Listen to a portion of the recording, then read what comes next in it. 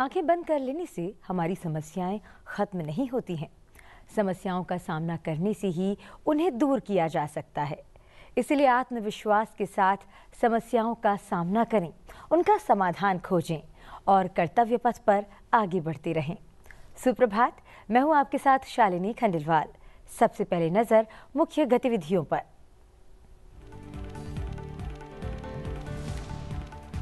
New Zealand को 70 रनों से हराकर भारत वनडे विश्व कप के फाइनल में।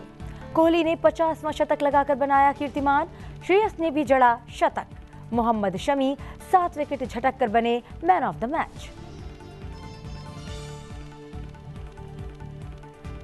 प्रधानमंत्री नरेंद्र मोदी ने टीम इंडिया को दी बधाई।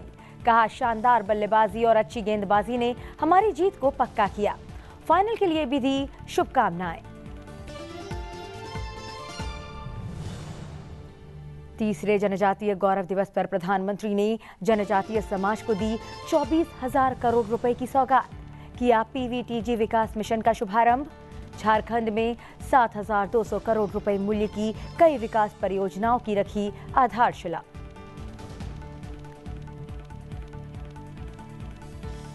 इंडो पैसिफिक रीजनल डायलॉग में उपराष्ट्रपति जगदीप धनखड़ का बड़ा बयान।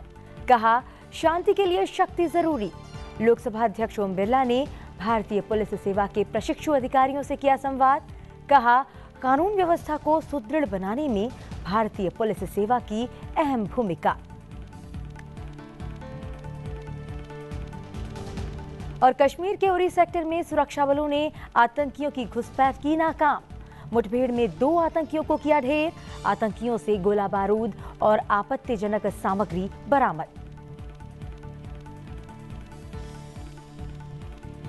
सुप्रभात की शुरुआत उस खुश खबर के साथ जिसने पूरे देश को झूमने पर मजबूर कर दिया। जी हां, आप सही समझे। हम बात कर रहे हैं भारत के वनडे विश्व कप के फाइनल में पहुंचने की।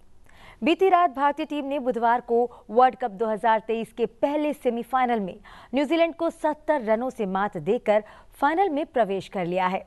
मुंबई के वानखेड़े स्टेडियम में खेले गए मुकाबले में भारत ने पहले बल्लेबाजी करके निर्धारित 50 ओवर में 397 रन का स्कोर बनाया। जवाब में न्यूजीलैंड की पूरी टीम 48 ओवर 5 बॉल में 327 रन पर ऑल आउट हो गई। भारत ने टॉस जीतकर पहले बल्लेबाजी करते हुए निर्धारित 50 ओवर में 4 विकेट के नुकसान पर 397 रन बनाए। विराट कोहली और श्रेयस अय्यर ने शतकीय पारी खेली, जबकि शुभमन गिल ने नाबाद 80 रन बनाए। मोहम्मद शमी ने 7 विकेट हासिल किए। इसके जवाब में न्यूजीलैंड की टीम 327 रन बना पाई। मैच में भारत के लिए विराट कोहली ने ऐतिहासिक 50वां वनडे शतक लगाया।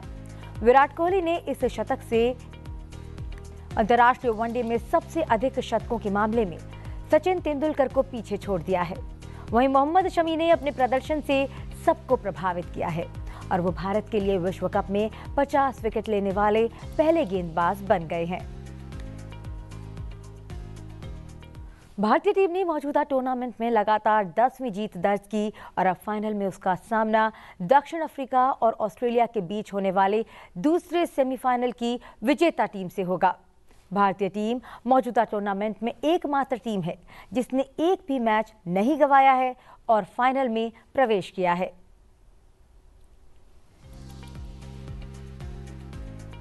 प्रधानमंत्री नरेंद्र मोदी ने आईसीसी क्रिकेट विश्व कप 2023 के सेमीफाइनल में न्यूजीलैंड के खिलाफ उल्लेखनीय जीत पर भारतीय क्रिकेट टीम को बधाई दी।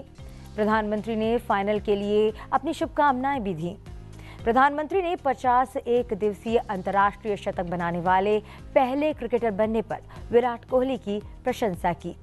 प्रधानमंत्री ने एक्स पर पोस्ट किया, विराट कोहली ने न केवल 50वां वनडे शतक लगाया है बल्कि अपने अत्यंत उत्कृष्ट कौशल और दृढ़ता को भी दर्शाया है, जो इसके साथ ही सर्वोत्तम खेल भावना का भी प्रतीक है। ये उल्लेखनीय उपलब्धि उनकी सतत निष्ठा और असाधारण प्रतिभा का उत्कृष्ट प्रमाण है। प्रधानमंत्री ने विराट कोहली को बधाई देते हुए कामना की कि वो आने वाली पीढ़ियों के लिए निरंतर सर्वोच्च मानक स्थापित करते रहें। प्रधानमंत्री ने मोहम्मद शमी के शानदार प्रदर्शन की भी सराहना की। प्रधानमंत्री ने पोस्ट किया, सेमीफाइनल शानदार व्यक्तिगत प्रदर्शन के कारण और भी विशेष हो गया है। इस खेल में और विश्व कप के दौरान मोहम्मद शमी की गेंदबाजी को क्रिकेट प्रेमी आने वाली पीढ़ियों तक याद रखेंगे। अब बात करते हैं उपराष्ट्रपति जगदीप धनखड़ के आज के कार्यक्रम की। उपराष्ट्रपति आज राष्ट्रीय प्रेस दिवस 2023 के उद्घाटन समारोह में मुख्य अतिथि के तौर पर शामिल होंगे। स्वतंत्र और निष्पक्ष पत्रकारिता के लिए एक निगरानी नियामक की जरूरत होती है। भारत सहित दुनिया के 50 देशों में नियामक मौजूद हैं। भारत में प्रेस के लिए नियामक संस्था भारतीय प्रेस परिषद की स्थापना 16 नवंबर 1956 को हुई थी। हम इसे राष्ट्रीय पत्रकारिता दिवस के रूप में मनाते हैं। राष्ट्रीय प्रेस दिवस 2023 के समारोह का आयोजन नई दिल्ली में विज्ञान भवन में किया जाएगा। दोपहर करीब 4 बजे आप इसका सीधा प्रसारण संसद टीवी पर देख सकते हैं। इसके बाद उपराष्ट्रपति सेंटर सेंटेनियल परेड और राष्ट्रपति के बॉडीगार्ड के लिए मानक प्रस्तुति के संयुक्त कार्यक्रम में भाग लेंगे।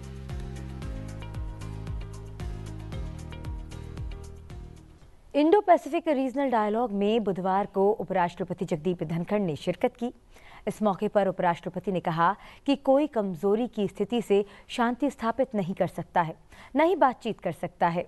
उपराष्ट्रपति ने कहा कि वसुधैव कुटुंबकम के प्रति भारत की दृढ़ प्रतिबद्धता हमारे जीवन का तरीका है। ये देश के वैश्विक दृष्टिकोण को तय करती है। उन्होंने कहा कि एक राष्ट्र के रूप में भारत को शांति के समर्थक के रूप में जाना जाता है। भारत ने कभी विस्तारवादी सोच को बढ़ावा नहीं दिया है। आपकी ताकत वैश्विक व्यवस्था को परिभाषित करेगी, साथ ही आपकी ताकत शांति को परिभाषित करेगी। कमजोर स्थिति में शांति की आकांक्षा नहीं की जा सकती है। Emerging deep technologies like artificial intelligence and its collaterals also, they are engaging global minds, but their potential is so much, and it is so relevant to secure global peace and security.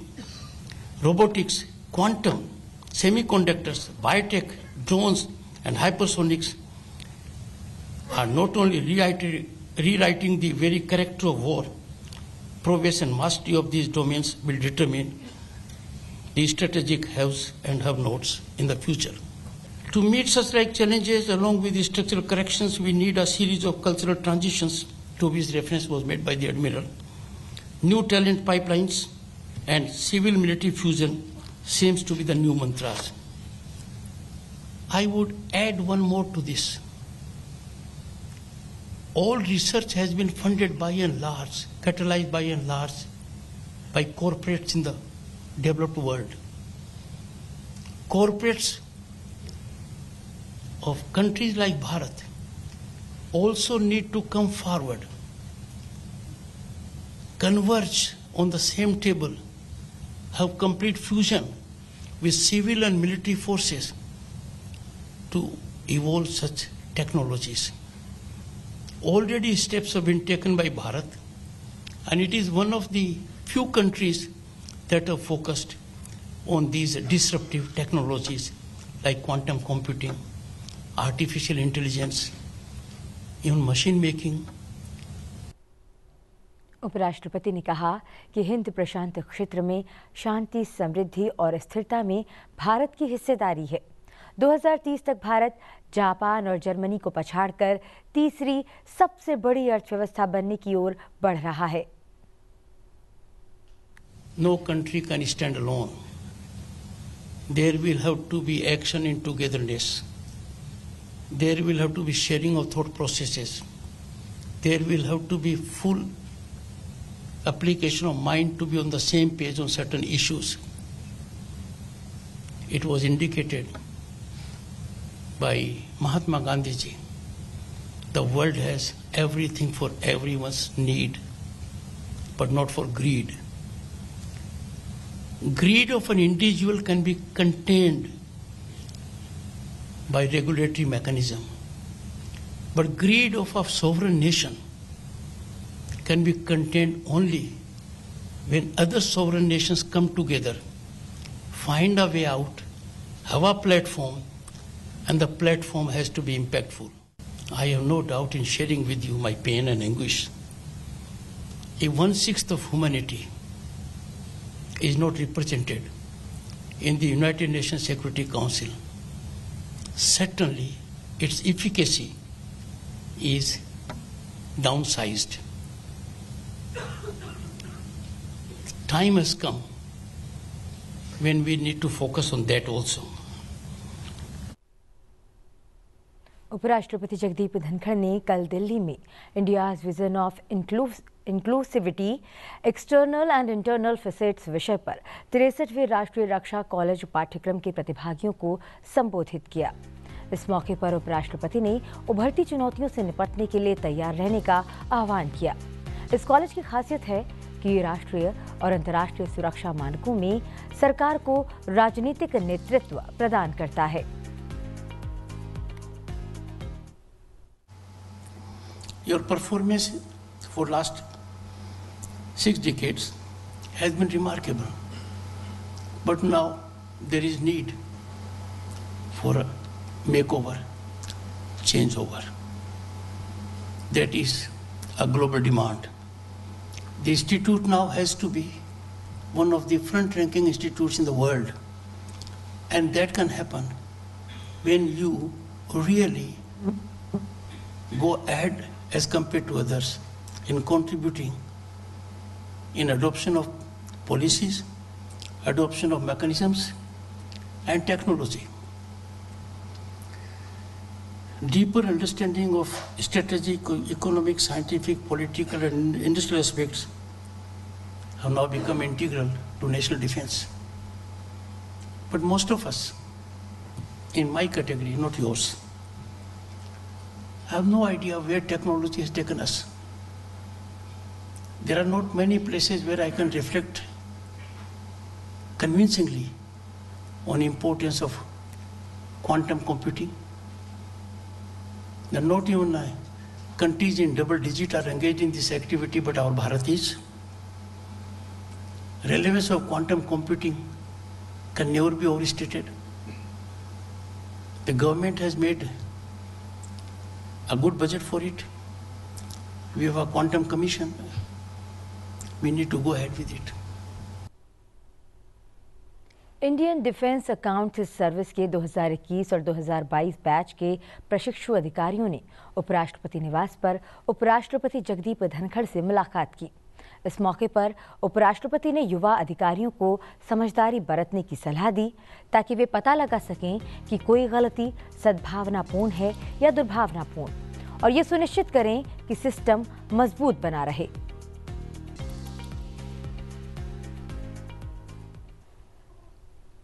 Lok Sabha अध्यक्ष ओम बिरला ने संसद भवन परिसर में भारतीय police सेवा के प्रशिक्षु अधिकारियों से संवाद किया।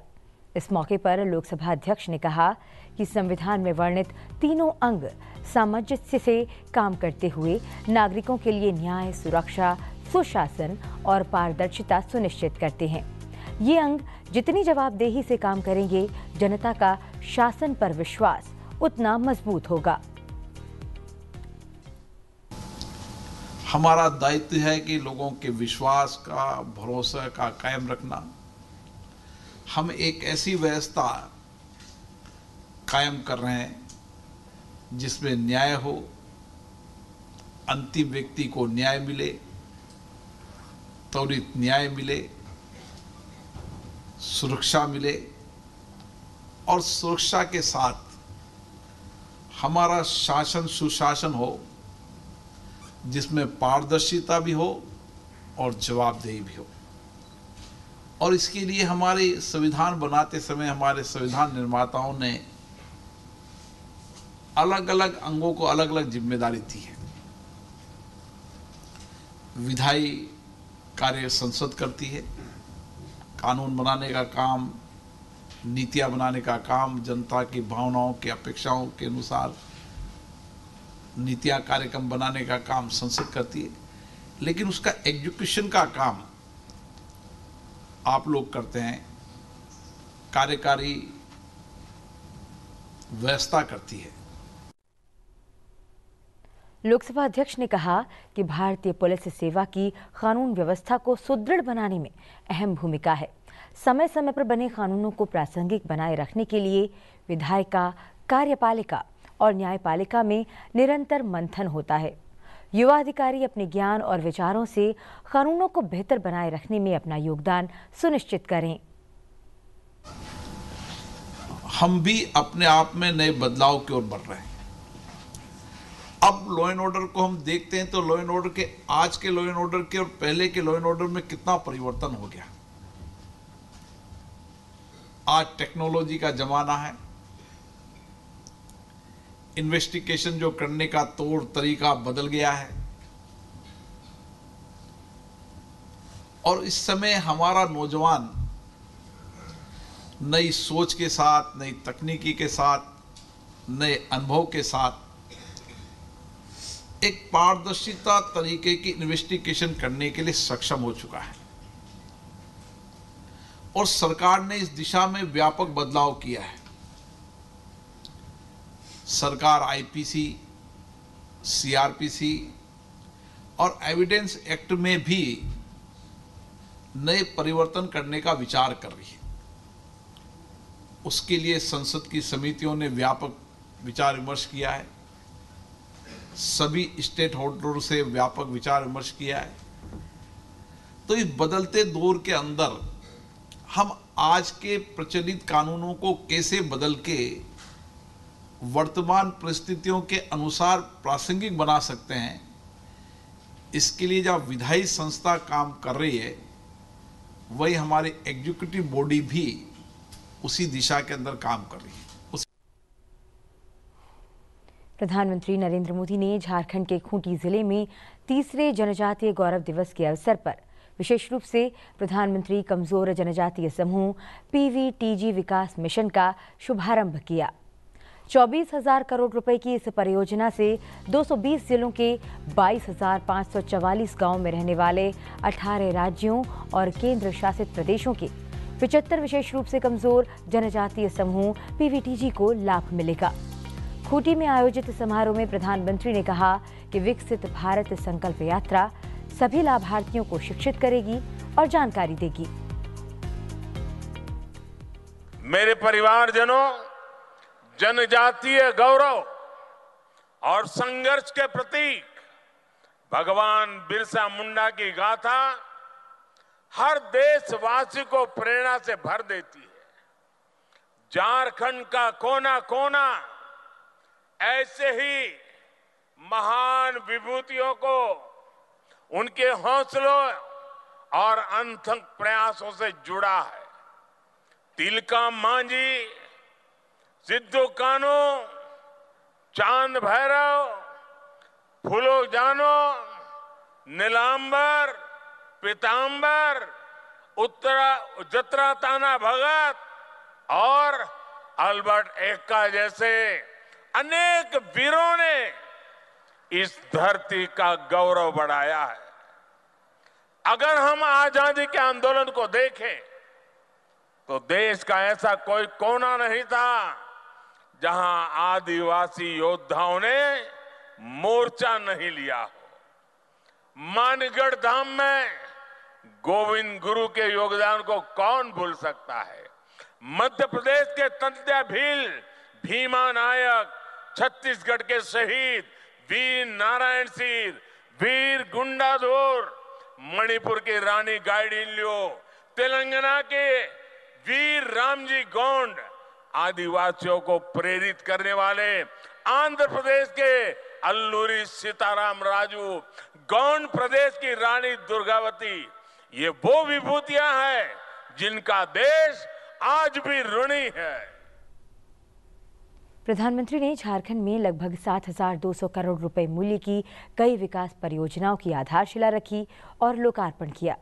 इस अवसर पर प्रधानमंत्री ने पीएम किसान योजना के अंतर्गत लगभग 18,000 करोड़ रुपए की 15वीं किस्त जारी की। इस राशि को 3 समान किस्तों में प्रत्यक्ष अंतरण प्रणाली के जरिए देश भर के किसानों के बैंक खातों में भेजा गया। अब तक देश भर में 11 करोड़ से अधिक किसानों को 2 करोड़ 61 लाख रुपए दिए जा चुके हैं। गरीबों की सबसे बड़ी ताकत आयुष्मान भारत योजना की शुरुआत झारखंड से ही हुई थी। कुछ ही साल पहले खूंटी में मैंने सोलर पावर से चलने वाले जिला न्यायालय का उद्घाटन किया था। अब आज झारखंड की इस पावन भूमि से एक नहीं बल्कि दो ऐतिहासिक अभियानों की शुरुआत होने जा रही है। विकसित भारत संकल्प यात्रा सैचुरेशन के सरकार के लक्ष्यों को प्राप्त करने का सशक्त माध्यम बनेगी। पीएम जनजाति आदिवासी न्याय महाअभियान विलुप्त होने की कगार पर खड़ी जनजातियां, जिसे हम अब तक प्रिमिटिव ट्राइब के रूप में जानते हैं, उनकी रक्षा करेगा, उन्हें सशक्त करेगा।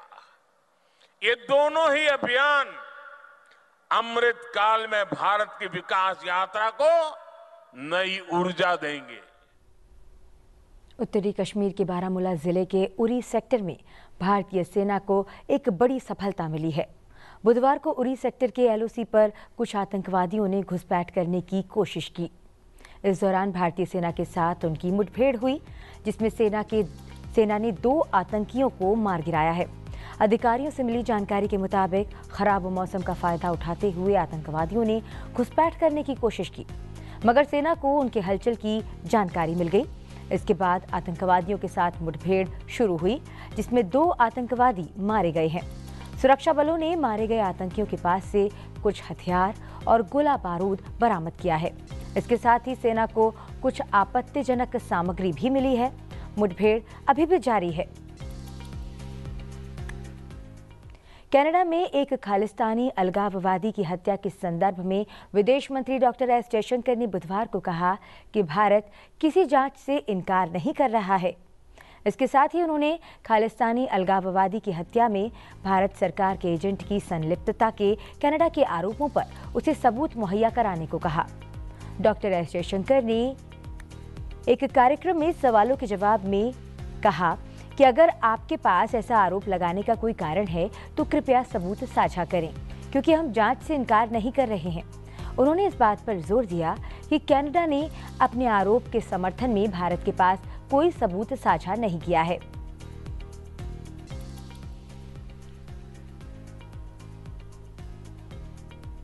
विदेश मंत्री डॉक्टर एस जयशंकर ने बुधवार को ब्रिटेन के राष्ट्रीय सुरक्षा सलाहकार टिम बैरो और विपक्ष के नेता कीर स्टारमर से मुलाकात की और क्षेत्रीय और वैश्विक चुनौतियों पर उनके साथ सार्थक चर्चा की। डॉक्टर एस जयशंकर द्विपक्षीय संबंधों के विभिन्न पहलुओं की समीक्षा करने और मैत्रीपूर्ण संबंधों को नई गति देने के उद्देश्य से ब्रिटेन की 5 दिवसीय आधिकारिक यात्रा पर हैं। मध्य प्रदेश में होने वाले 1 चरण के विधानसभा चुनाव और छत्तीसगढ़ में दूसरे चरण के मतदान के लिए प्रचार अभियान कल शाम को थम गया है। छत्तीसगढ़ विधानसभा चुनाव के दूसरे चरण के लिए चुनाव प्रचार थम गया है। 70 विधानसभा क्षेत्रों में होने वाले मतदान के लिए कल बुधवार को शाम 5 बजते ही प्रचार प्रसार का शोर थम गया। राज्य की 90 विधानसभा सीटों के लिए 2 चरणों में मतदान हो रहा है। पहले चरण में 20 सीटों पर मतदान हुआ तो दूसरे चरण में 70 सीटों पर मतदान होने वाला है, जो शुक्रवार 17 नवंबर को होगा। पहले फेज के लिए 7 नवंबर को वोटिंग हुई थी।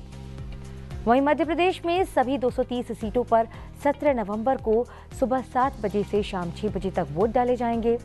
नक्सलग्रस्त कुछ विधानसभा क्षेत्रों में मतदान 3 बजे तक होगा।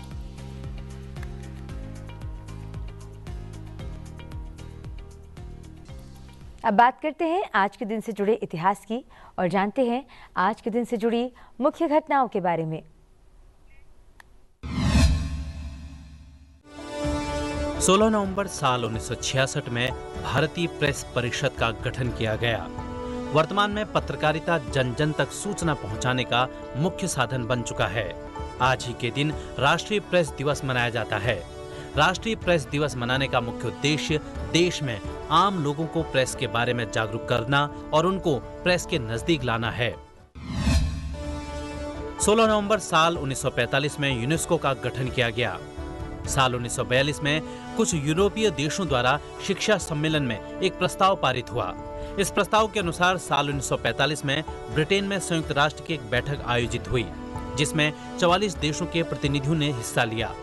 इस सम्मेलन में यूनेस्को की स्थापना का फैसला लिया गया। यूनेस्को विश्व भर में सांस्कृतिक धरोहरों का संरक्षण करता है। 16 नवंबर साल 1930 में मिहिर सेन का जन्म पश्चिम बंगाल के पुरुलिया में हुआ। वे भारत के प्रसिद्ध लंबी दूरी के तैराक थे। साल 1958 में इंग्लिश चैनल तैर कर पार करने वाले मिहिर सेन भारत के ही नहीं बल्कि एशिया के पहले तैराक थे जिन्होंने इस कीर्तिमान को छुआ। उन्होंने 14 घंटे 45 मिनट में अपना लक्ष्य हासिल किया। मिहिर को साल 1959 में पद्मश्री और साल 1967 में पद्म भूषण पुरस्कार से सम्मानित किया गया। भारत ने G20 शिखर सम्मेलन का सफलतापूर्वक आयोजन कर विश्व को खुद के सामर्थ्य से रूबरू कराया और समृद्ध भारत की एक अनूठी तस्वीर पेश की। राष्ट्रीय राजधानी के प्रगति मैदान स्थित भारत मंडपम में G20 शिखर सम्मेलन का आयोजन हुआ। इस आयोजन स्थल पर एक संस्कृति गलियारा है जो वैश्विक विरासतों का संगम है। संस्कृति गलियारा G20 डिजिटल संग्रहालय को प्रदर्शित करता है, जो G20 सदस्यों और आमंत्रित देशों की साझा विरासत के प्रतिनिधित्व के साथ ही उसका जश्न भी मना रहा है। इसमें G20 सदस्यों और 9 आमंत्रित देशों की प्रतिष्ठित और महत्वपूर्ण सांस्कृतिक वस्तुओं को प्रदर्शित किया गया है।